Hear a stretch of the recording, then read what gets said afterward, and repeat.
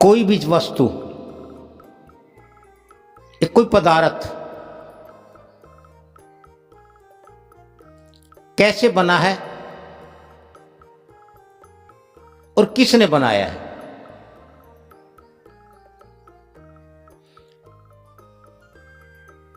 बना है ये तो ठीक है, लेकिन किसने बनाया है, बनाने वाले का बहुत बड़ा योगदान होता है। किसी भी वस्तु का जो निर्माण हो चुका है, निर्माण करने वाले ने अपने गुण,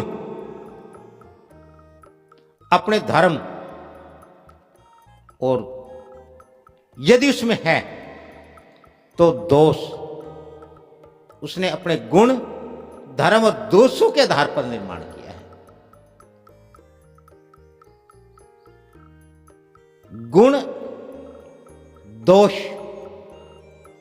धर्म सदैव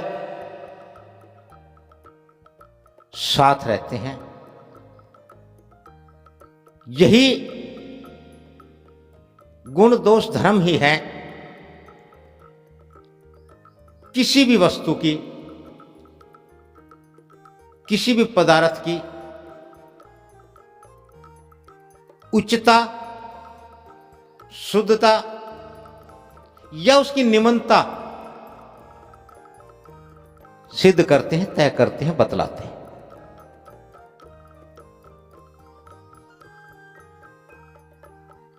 जीव इस ब्रह्मांड को कैसे जान सकता है, जीव इस ब्रह्मांड को कैसे जाने, जानने के लिए कौन सी शक्ति है जीव के पास? आंखों से जीव देख लेता है, कानों से सुनता है और मुंह से अपने बोलता है, अपने विचार प्रकट करता है, नासिका से सूंघ लेता है,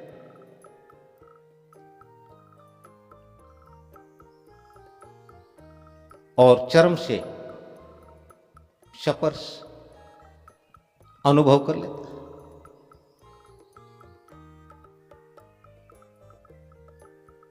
लेकिन क्या ये जो अंग है मनुष्य के, आंख, नाक, कान, हाथ, पांव, ये पर्याप्त है किसी भी वस्तु पदार्थ के गुण, दोष और धर्म जानने में?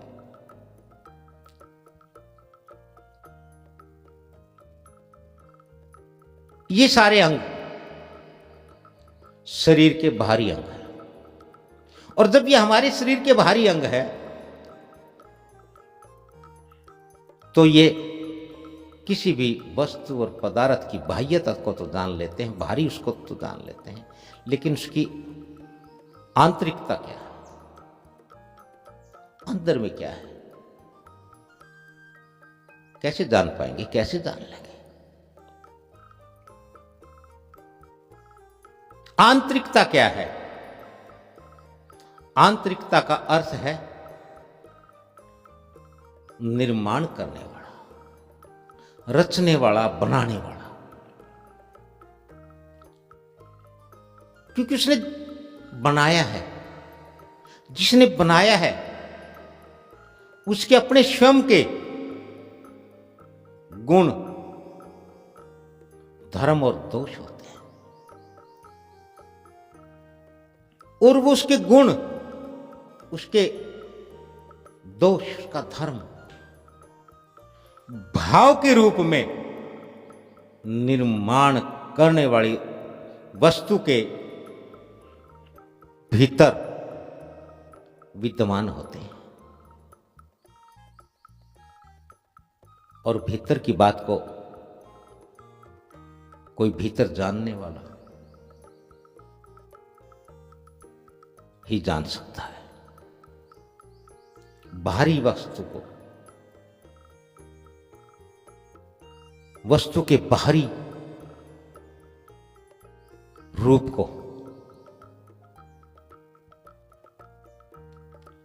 भीतर से कैसे जाने? भीतर जानने के लिए या तो उसे तोड़ा जाए, उसे फोड़ा जाए, या उसको विभक्त किया जाए, उसके टुकड़े किए जाएं। लेकिन टुकड़े करने से भला क्या किसी चीज को जाना जा सकता है? जिसको तोड़ दिया उसे जानने की आवश्यकता क्या रहेगी? उसका तो विनाश हो गया, उसका तो अंत है। अब तो किसी काम का न रहा, किसी काम की ना रही। इसलिए किसी भी वस्तु की भीतरता को जानने के लिए जानने वाले को भीतर का ज्ञान होना चाहिए, भीतर का भान होना चाहिए, भीतर की जान होनी चाहिए।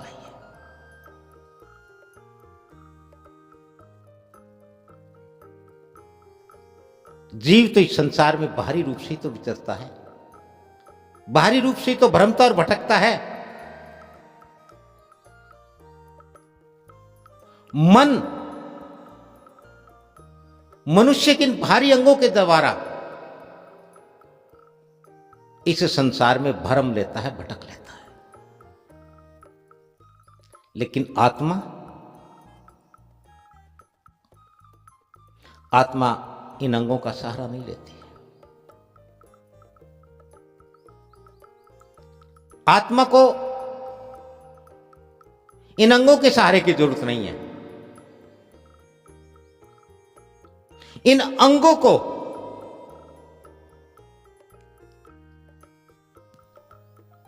एक विशेष अवस्था में, एक विशेष दशा में जाकर, एक विशेष अवस्था में होकर आत्मा को जानने की आवश्यकता है।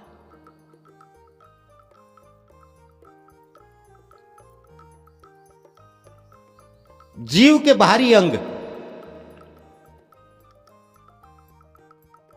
आज तक किसी भी वस्तु को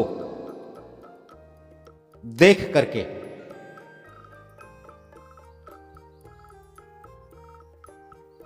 किसी पदार्थ को खा करके, किसी पेय को पी करके, किसी को भी उपभोग करके, भोग करके आज तक तृप्त नहीं हुए। जब से संसार की सृष्टि की रचना हुई है, जब से जीव की उत्पत्ति हुई है,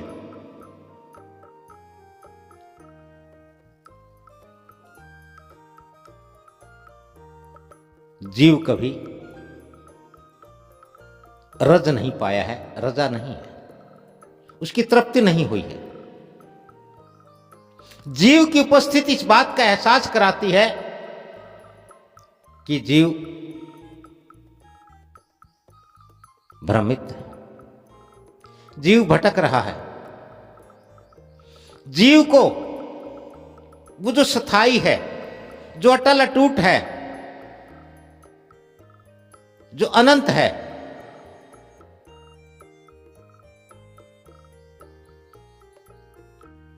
जो निरंतर है, सदैव है, सर्वत्र है, उसे जानने की आवश्यकता है। क्योंकि वही एक तृप्त है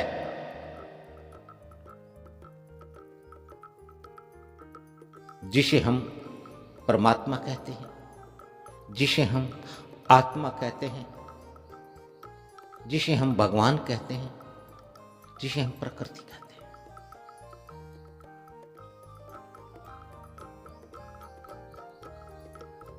इतने लंबे अंतराल में जीव अपने देखने और अपने करने के कारणों से, अपने पाप कर्म दुष्कर्मों के कारण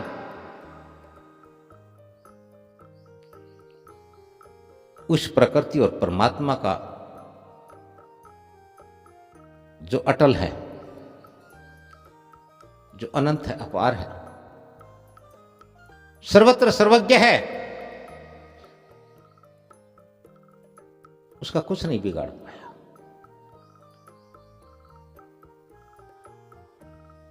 प्रकृति के रूप में विद्यमान जो बाहरी अवस्था है, जो बाहरी दशा है, जो दिख रहा है, मनुष्य अपने दुष्कर्म, पाप कर्म, बुरे कर्मों के कारण इसको प्रभावित कर पाया है। लेकिन जो असल है, जो सत्य है, जो यथार्थ है, उसको ना देख पाया, ना जान पाया, ना उसका कुछ बिगाड़ पाया। कुछ नहीं बिगाड़ सकता।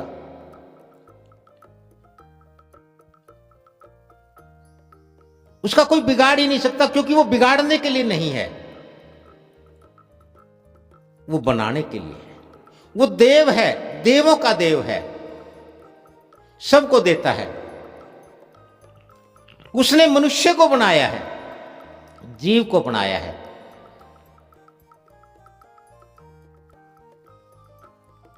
वो ऐसा सत्य है जिसको जानने के बाद मनुष्य के, जीव के दोष, उसके विकार, उसके विषय, उसकी विकृतियां दूर हो जाती है, क्योंकि वह पूर्ण है।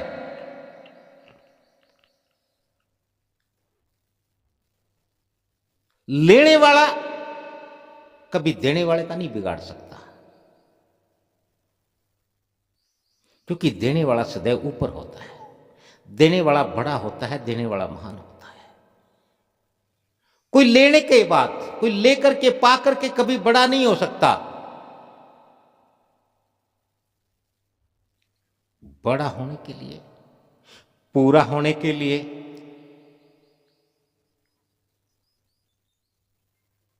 बड़ा होना है, पूरा होना है, और वह पा करके नहीं, वह दे करके हुआ जा सकता है।